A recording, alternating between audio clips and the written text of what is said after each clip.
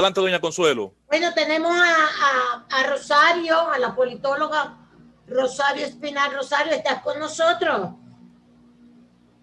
Pero debió estar en su... Desde Santiago te están llamando y me llamaron, porque yo mencioné el libro Una Nación de Borregos, ¿te acuerdas?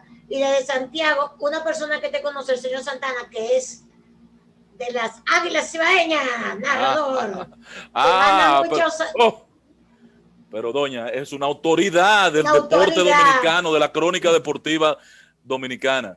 Pues un abrazo, Santana. Y él me llamó por la cuestión que citamos el libro Una Nación de Borregos, y además de esas, las uvas de la ira, de John Steinbeck. Rosario Espinal, buenas tardes, Rosario, muchísimas gracias por estar con nosotros. Sí, buenas tardes. Gracias, Rosario. Es Consuelo de Pradela, que están en la costa, Aníbal Herrera, Pedro Jiménez, Khalil Michel. Estamos en el equipo de Sol de la Tarde, por supuesto.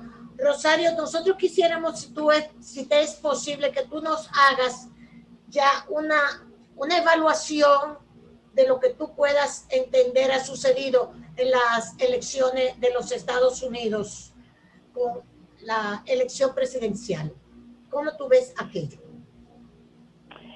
Bueno, miren, en este preciso momento es difícil porque todavía no se sabe quién es el ganador. Entonces, habría que esperar quién es el ganador para uno con mayor precisión poder comentar. De todas maneras, voy a hacer algunos comentarios. Primeramente, ¿qué se sabía? Se creía que iba a haber este empate, esta tensión tan grande, porque se daba que el demócrata iba a ganar ampliamente, que Trump estaba prácticamente en el suelo. Esa era la idea que había. Sí, es verdad que había esa idea en cierta medida, pero realmente cualquier persona que hace análisis ya más detallado también sabía, y también se dijo mucho, que las elecciones iban a ser como están ocurriendo. O sea, que se iban a parecer a las del 2016 en ese sentido, de que iba a ser por poco que alguien iba a ganar, y que se iba a concentrar al final en los estados que también fueron el centro del debate en el año 2016. Y así está ocurriendo. O sea, en el 2016 también se dijo, se esperaba, por ejemplo, que Hillary iba a ganar y que iban a ganar estados como Texas, como Georgia y demás. Pero esas son ficciones que se crean en los procesos electorales. Realmente, en este momento, al igual que en el 2016, hay una división, digamos, bastante empatada, y no ha habido una candidatura que logre realmente movilizar actores para que haya una victoria contundente de un lado o de otro, porque Trump ganó por poquitos votos en el 2016 en 3 estados, Pensilvania, Michigan y Wisconsin, los mismos que están ahora observándose. Entonces, así como Trump ganó por poquitos votos, así mismo está la situación ahora, hasta que se sepa quién ganó, pero quien gane va a ser en una situación similar a la del 2016. Entonces, eso hay que entenderlo. No ha habido una gran diferencia, no ha habido un partido que vaya a ganar las elecciones, aunque siempre antes se hacen pues esos pronósticos, que en la realidad después no se traducen. Hay que tener en cuenta los candidatos. Ya para no mirar hacia atrás, solo concentrándome en la del 2020, son 2 candidaturas, o sea, realmente este es un referendo sobre Trump.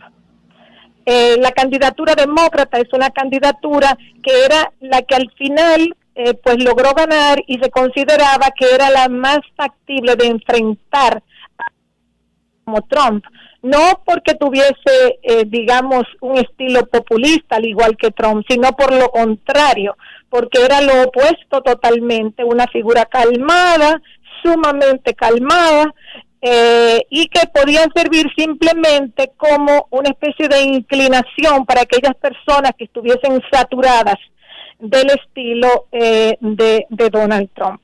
Entonces, no es que había una candidatura sumamente potente, digamos, del lado demócrata, sino que realmente estas elecciones son más bien sobre Donald Trump. Y si Biden gana, va a ser porque él logró por lo menos en 2 estados del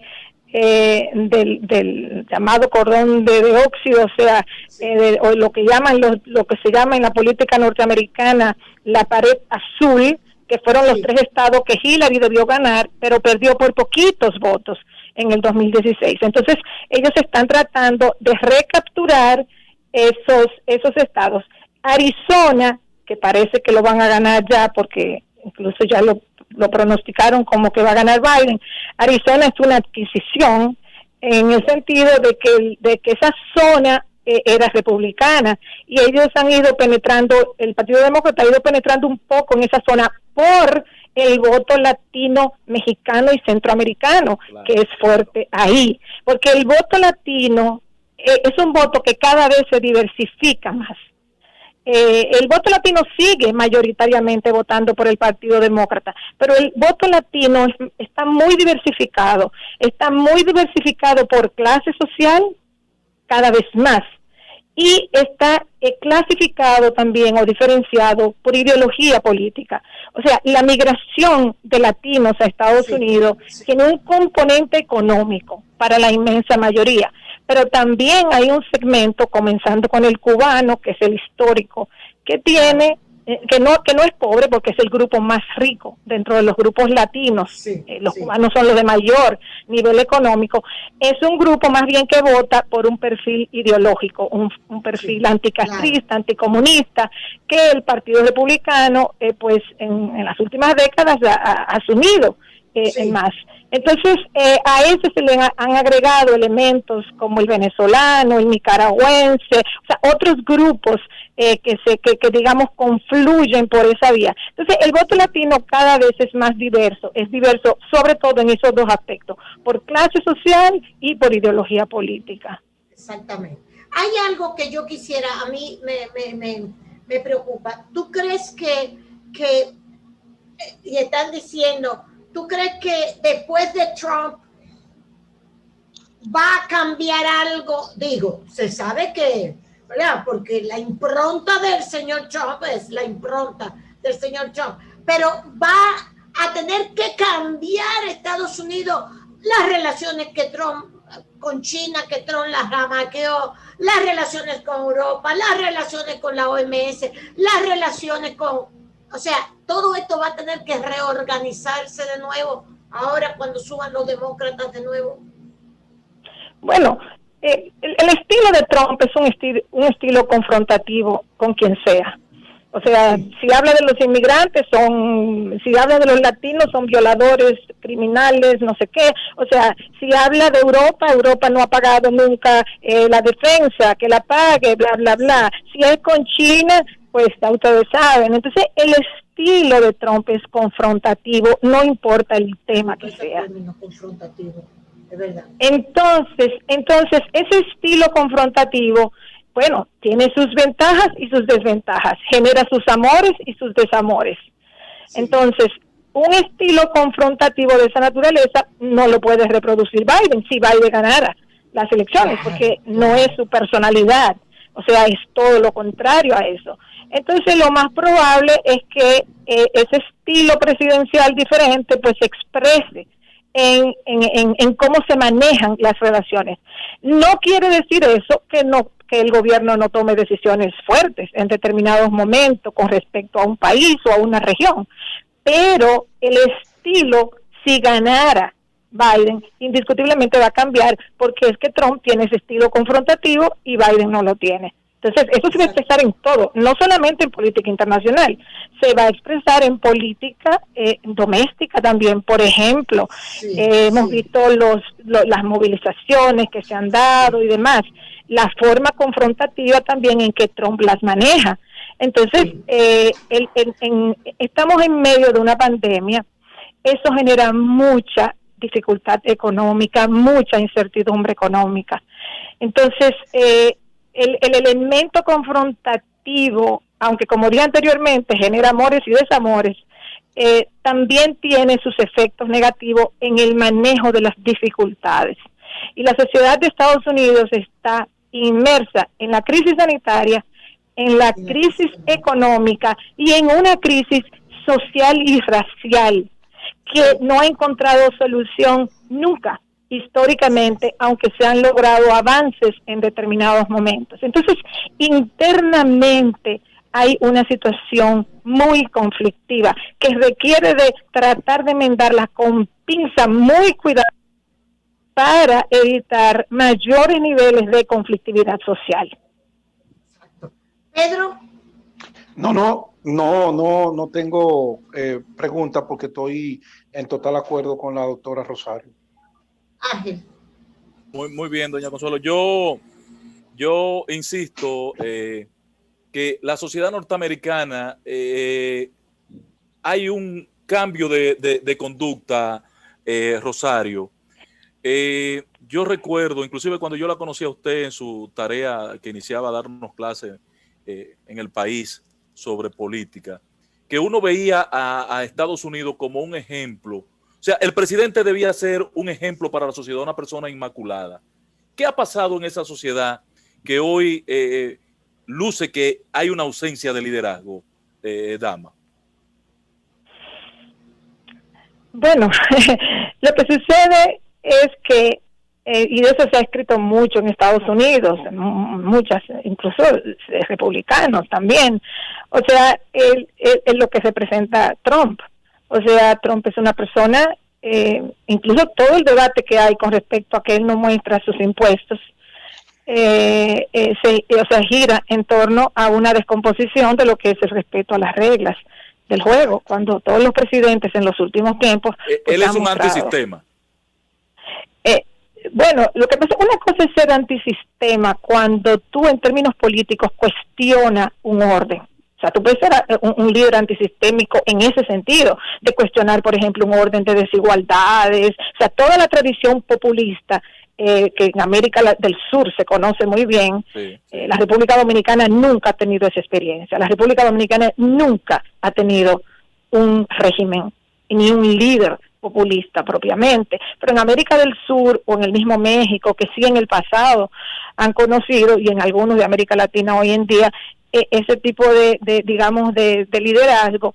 O sea, una cosa es eso, y otra cosa ya es el aspecto, digamos, del lenguaje, de la conducta personal. Yo ponía el caso de los impuestos porque ha sido muy controversial. Claro. Porque él se ha negado a presentarlos, o sea, él como voluntariamente, aquí están mis impuestos, cómo yo los llené, cuánto pagué, cuánto no pagué, ya que la gente quiera evaluar, que lo evalúe, pero que lo presente. Entonces, ese tipo de desafío a lo que son o normas o tradiciones o leyes, pues va generando va teniendo un efecto en la sociedad. Entonces, Estados Unidos es un país que el haber tratado de mantener cierta, digamos, conformidad con algunas reglas esenciales de la democracia le ha sido muy rentable.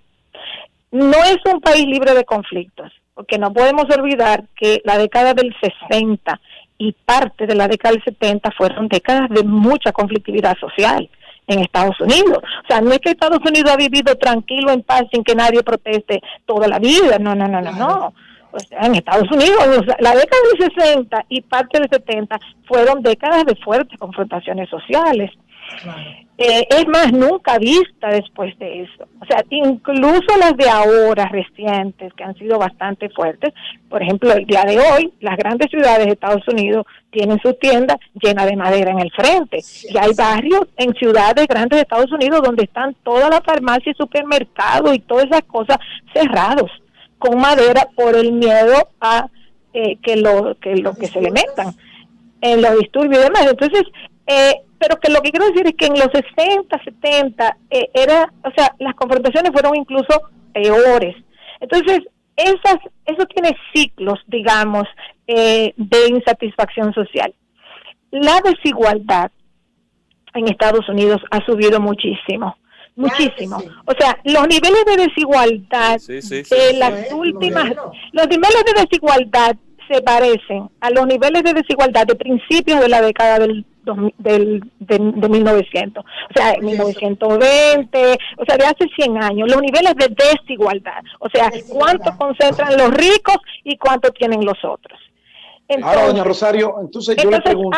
hay el mito de que los republicanos gobiernan mejor en la economía, lo cual no es cierto. Los periodos de mayor crecimiento y estabilidad económica han sido de los demócratas. Por ejemplo, claro, Clinton, en sus 2 periodos, fue un periodo de boom económico. Los periodos de Obama, o sea, Obama llega en medio de una crisis tremenda de la recesión financiera y recupera la economía y revive la industria automotriz. Entonces, realmente vienen años de prosperidad que Donald Trump heredó. Entonces, ese mito de que los republicanos son mejores manejando la economía, no, los republicanos son mejores pasando reformas impositivas como hicieron ahora, hace un par de años, que beneficia más a los ricos y lo hacen bajo la idea, convenciendo a los de abajo de que les va a beneficiar, pero no es cierto. Entonces, realmente ahí es donde entran los republicanos a hacer reformas impositivas que aumentan más los niveles de desigualdad, bajo el supuesto de que bajando impuestos se va a beneficiar el de abajo. En realidad no ocurre así. Entonces, Estados Unidos tiene ya un periodo en donde han ido en aumento los niveles de desigualdad. Y eso tiene consecuencias tremendas porque eso afecta a los servicios públicos, todo lo que es la infraestructura social de un país.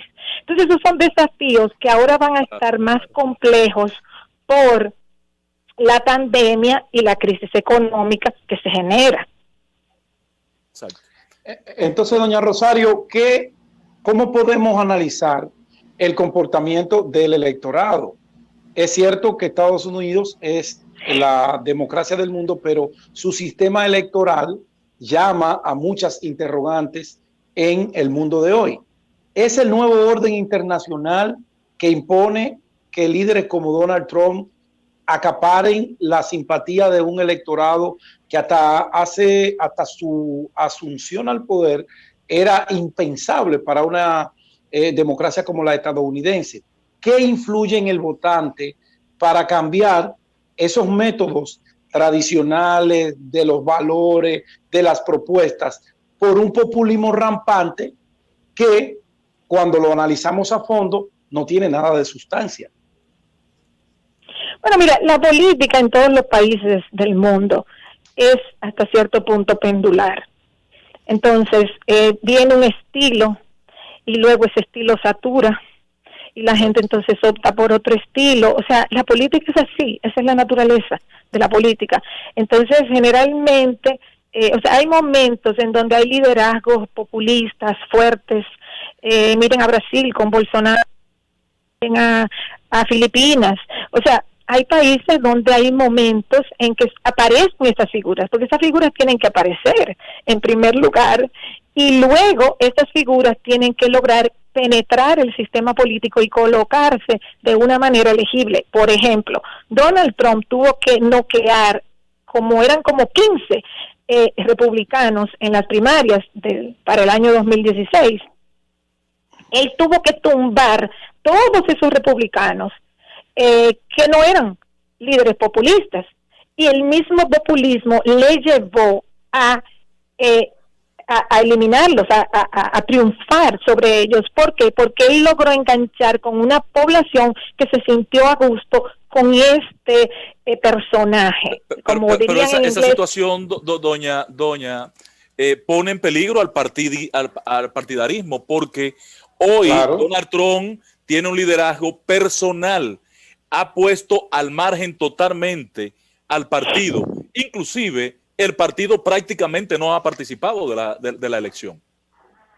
Bueno, lo que pasa es que el partido se subordinó a su liderazgo porque en el objetivo de los senadores, representantes, gobernadores, todos los funcionarios electos, en la medida en que ellos quieren ganar, ellos tienen que subordinarse a ese liderazgo, porque si no se subordinan a ese liderazgo, pierden muchos de ellos, excepto si están en áreas que son, digamos, más, donde hay más independientes o más demócratas moderados, que ellos necesitan ganar el apoyo de ellos, entonces se moderan, pero realmente el Partido Republicano, una de las críticas que le hacen al Partido Republicano es su subordinación al liderazgo de Donald Trump.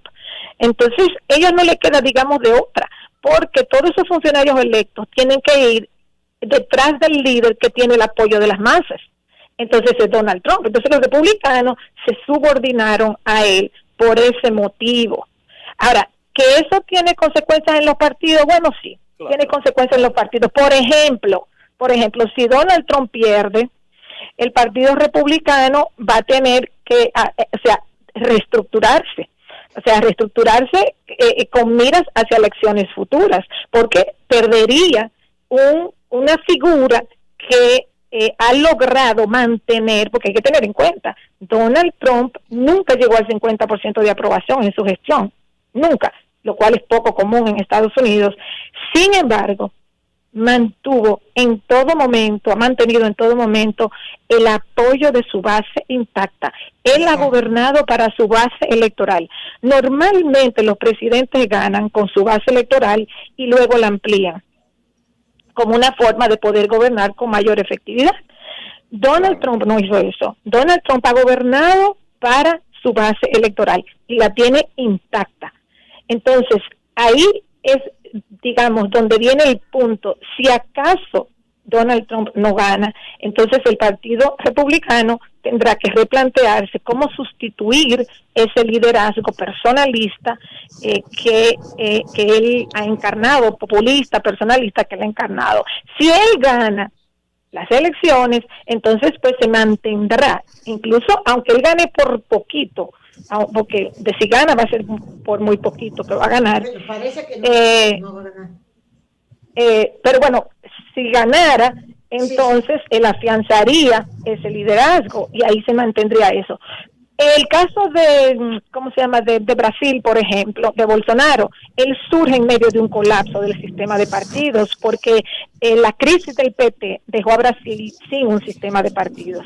Y por eso siempre hay que tener, en el caso de Estados Unidos, eso no se da, porque el bipartidismo es muy fuerte. Y parte de la razón por la cual el bipartidismo es muy, muy fuerte es por el sistema electoral que hay.